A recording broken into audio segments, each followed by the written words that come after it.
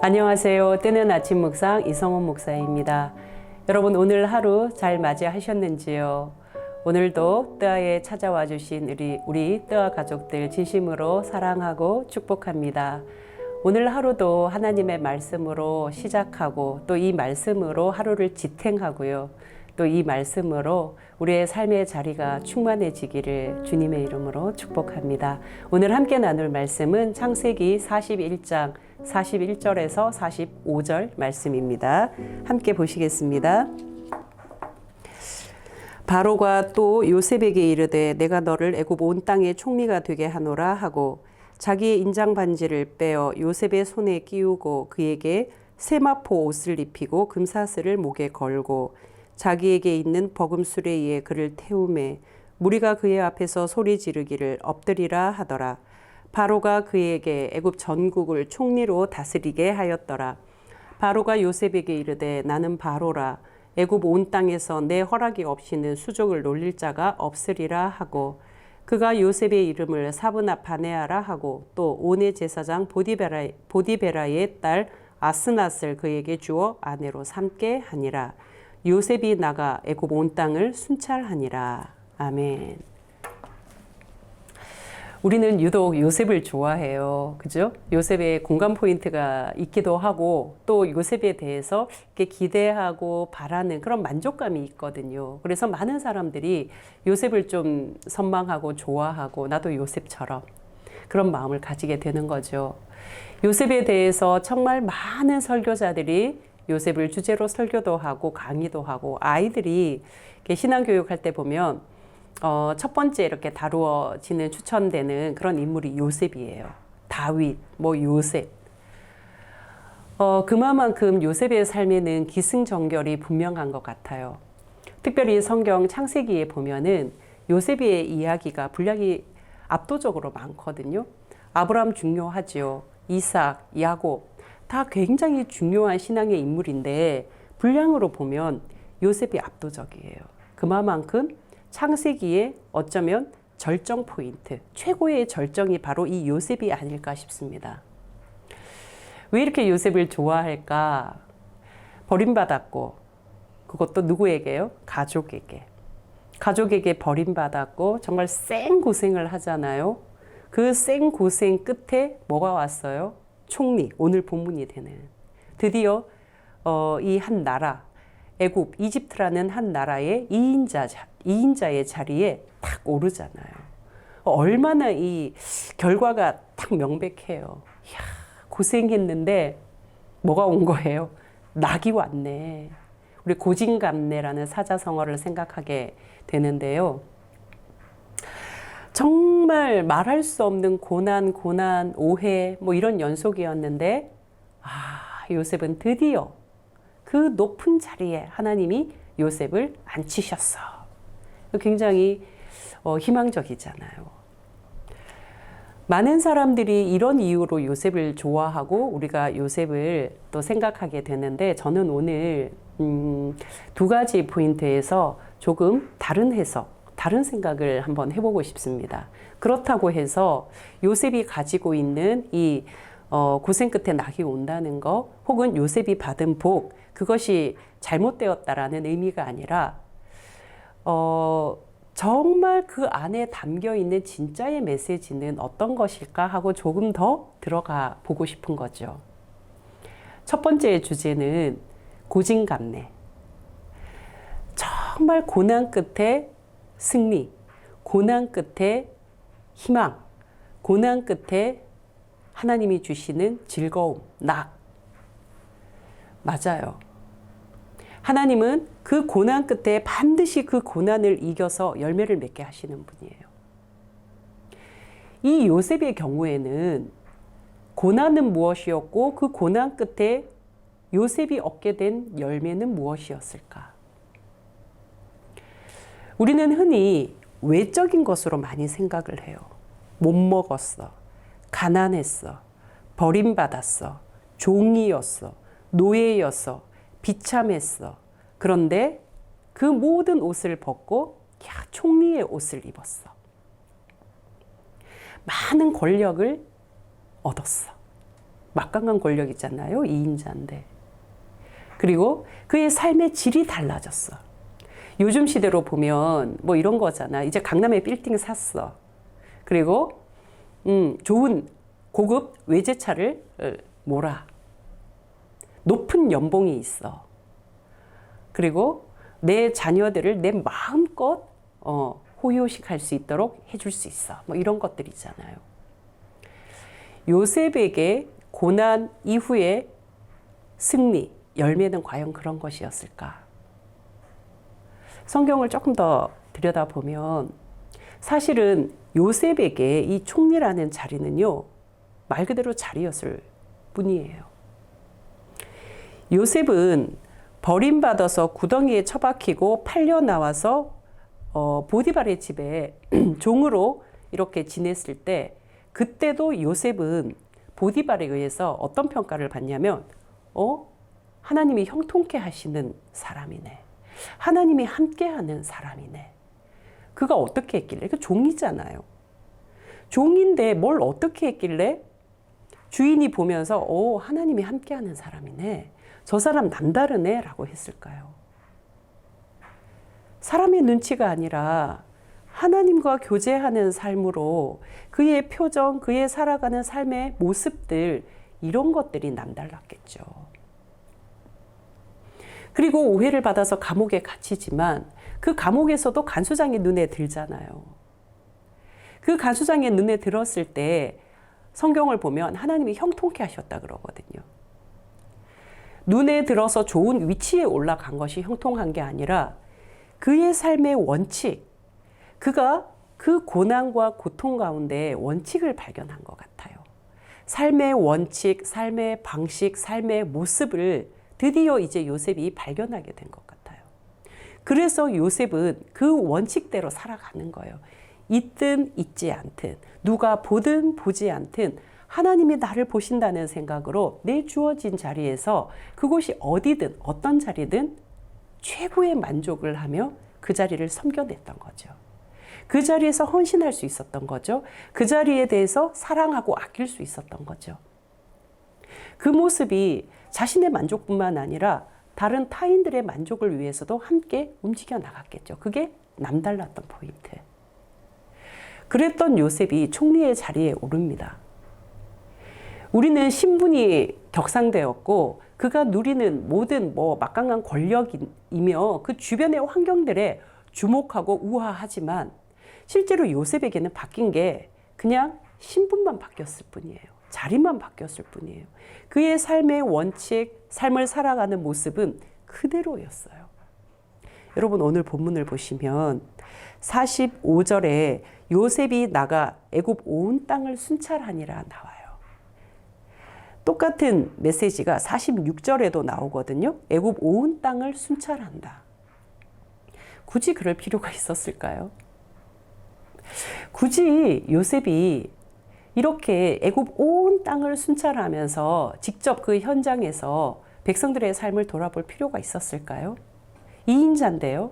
막강한 권력을 가졌는데요. 막강한 권력은 누려야 된다고 생각해요. 그래서 사람들은 이제 나는 좀 이제 그런 일 안 하고, 나는 이제 신분이 달라졌잖아. 지위가 달라졌잖아. 그러면 그건 내가 할 일이 아니야. 나는 이제 지시하고 나는 이제 관리 감독하면 되지. 그런데 요셉은 그렇게 살아가지 않았다는 거예요. 어쩌면 왜 이렇게 사서 고생하지? 왜 이렇게 요셉은 하지 않아도 될 것을 굳이 애써서 그렇게 하지? 구석구석 다 살펴보고 형편을 다 파악해서 7년 동안의 풍년, 이 풍년을 통해서 7년 동안의 흉년을 대비하는 그런 철저한 그런 모습, 그런 리더의 모습을 보여내더라는 거죠. 성경은 무엇을 우리에게 전하고 싶을까? 요셉에게 자리 따위는 중요하지 않았어요. 이 자리에 올랐으니 내가 이런 리더십을 발휘하고 내 형편이 이러하니 내가 못할 것이 많고, 그런 요셉이 아니었다고요. 하나님의 작품은 이토록 위대해요. 하나님이 다루시는 손길은 이토록 철저하고 이토록 아름다워요. 그가 보디발의 종의 자리에 있었을 때, 그가 지금 총리로서 한 나라의 종으로 그 신분이 달라졌을 때 그의 삶의 모습은 동일하더라는 거죠. 보디발 한 개인, 한 집안의 종이었다가 한 나라의 종이 된 거예요. 온 백성의 종이 된 거예요. 그 자리에서 요셉은 자신을 다루어 주신 그 하나님의 손길대로 그 모습 그대로 자신의 역할을 감당하고 있는 거죠. 이것이 아름다운 거예요. 이것이 낙이라면 낙이에요. 이것이 인격이라면 인격이고, 이것이 다루어진 열매라면 열매인 거예요. 우리는 탓하기 쉽고 내 형편을 핑계 삼기 쉬워요. 이것도 안 되니까, 저것도 안 되니까, 이것도 없으니까. 그런데 요셉의 모습은 그게 아니었다는 거예요. 하나님이 요셉을 고난 중에 훈련시키고 다루어낸 모습은 마침내 그가 하나님의 손길 속에서 다루어진 그 열매의 모습은 내 자리가 어떠하든 거기에서 빛을 내더라는 거예요. 이것이 그리스도인 같습니다. 이것이 하나님을 믿는 사람인 것 같습니다. 뭔지는 모르겠는데 그 사람과 함께 있으면 일하기가 즐겁고, 그 사람과 함께 있으면 유쾌하고, 그 사람과 함께 일하면 뭔가 성취감이 내 안에서 솟아나고, 바로 이런 사람이 그리스도인이라는 거죠. 두 번째 함께 보고 싶은 것은 요셉이 받은 복입니다. 요셉은 복을 받았죠. 우리가 흔히 생각하기에 정말 고난, 아픔, 버려짐 이런 것 속에서 요셉은 복을 받았습니다. 분명합니다. 그런데 그가 받은 복은 어떤 복인가? 아까 살펴보았던 것과 연결이 되지요. 요셉이 받은 복은요, 이전의 방식으로 살지 않는 복, 이전의 미숙함을 성숙함으로 올려내는 복, 이전의 연약함을 자기 속의 단단함으로 채워내는 복. 삶의 방식이 바뀌었어요. 생각하는 방식이 바뀌었어요. 살아가는 스타일이 바뀌었어요. 해석하는 해석 능력이 바뀐 거예요. 우리는 나를 바꿔내기가 참 어렵습니다. 저도 저를 바꿔내기가 굉장히 어렵거든요. 표정 하나 바꾸는 거, 말투 하나 바꾸는 것도 어려운데 내 삶의 방식을 바꾼다? 참 어렵다고요. 그런데 요셉은 고집스럽게 자기의 삶의 방식을 고수하는 삶을 살지 않아요. 하나님의 다루어진 속에 요셉이 삶의 방식을 바꾸는 거예요. 그래서 어느 자리에서나 빛을 발하는 사람으로 살아갈 수 있는 거예요. 요셉이 받은 복, 하나님이 다루어 주심으로 요셉이 누린 복은 자신의 삶의 방식을 바꾸었더니, 자신의 삶의 스타일을 바꾸었더니 뭐가 생긴 거예요? 사람들이 생겨나고 자리의 변화도 생겨나고 지경도 넓어지더라는 거죠. 뭐가 확보되었냐면 삶의 시야가 점점 확장되어지고 확대되었다는 거예요. 이것이 요셉이 누린 가장 큰 복이 아닐까. 우리가 돈을 많이 얻으면 뭐해요? 나 혼자 고립되어 있으면. 우리가 좋은 차를 몰면 뭐해요? 나 혼자 그냥 고립되어 있으면. 만날 사람도 없고 나를 좋아하는 사람도 없고 그러면. 내가 좋은 옷을 입은들, 내가 뭐 명예를 가진들, 내가 무언가를 많이 얻었다고 한들 나를 좋아하는 사람이 없고 나를 필요로 하는 사람도 없고 내가 어디를 가든지 빛이 나지 않는다면 그것이 무슨 의미가 있겠어요? 그런데 요셉이 진짜 하나님께 받은 복은요, 가는 곳에 사람들이 필요로 하고 요셉이 머무는 자리마다 사람들이 기뻐하고 즐거워하는 그런 은혜가 있더라는 거죠. 내 방식과 내 삶의 스타일을 고수하는 것은요, 미숙하고 연약한 거예요. 바꾸어내야 돼요. 내 의지로 바꿀 수가 없기 때문에 하나님은 고난이라는 선물을 우리에게 주시는 것 같아요. 내 몸에 독소도 빠지고, 그리고 내 몸에 채워야 할 하나님의 은혜도 채우라고 하나님은 고난을 주시는 것 같아요. 고난을 통해서 타인의 아픔도 공감하게 되고, 고난을 통해서 다른 사람의 형편도 살필 줄 아는 요셉이 바로 그러한 삶을 살았던 것이죠. 사랑하는 따 가족 여러분, 오늘 하루 우리가 두 가지를 생각했으면 좋겠습니다. 하나님이 요셉을 다루어 주심으로 요셉이 얻은 열매는 외적인 것이 아니라 요셉 내면에 단단하게 채워져 가는 그 바로 하나님 앞에서 살아가는 삶 말입니다. 어디에 가나 형편을 탓하고 환경을 탓하지 않고 그곳에서 최고의 가치와 의미를 부여잡고 살아가는 그 힘 말입니다. 나는 그런 힘으로 살아가고 있나? 생각하는 하루가 되었으면 좋겠고요. 두 번째는 내가 살아왔던 삶의 방식을 자꾸 고수하고 그거 붙드는 거 미숙하다는 거, 그거 어린아이 같다는 거 우리가 기억했으면 좋겠습니다. 그래서 내 삶의 스타일이 아니라 하나님이 원하시는 삶의 방식, 그것이 무엇인지를 자꾸만 생각하여서 나를 발전시켜 나가는 거거든요. 이전보다 다른 삶으로 나를 개선해 나가는 거거든요. 그럴 때 필요한 것은 묻는 거예요. 묻지 않고 하면 내 식대로 하게 되는데, 물으면 다른 사람이 뭐라고 말하는지 거기에 나를 조율할 수 있거든요. 나 괜찮아? 이렇게 하려고 하는데 괜찮아? 어떻게 해? 라고 묻지 말고, 나는 이렇게 생각하는데 당신 생각은 어때? 너의 생각은 어떠니? 하고 물을 수 있는 거예요. 그렇게 살아가면 더불어서 함께 좋은 관계 속에서 살아갈 수 있을 것 같습니다. 오늘 하루는 저와 여러분이 그러한 삶으로 아름답게 잘 채워갈 수 있기를 주님의 이름으로 축복합니다. 기도하시겠습니다. 하나님, 새날을 주셔서 감사합니다. 요셉을 생각하며 두 가지를 기억하게 해주십시오.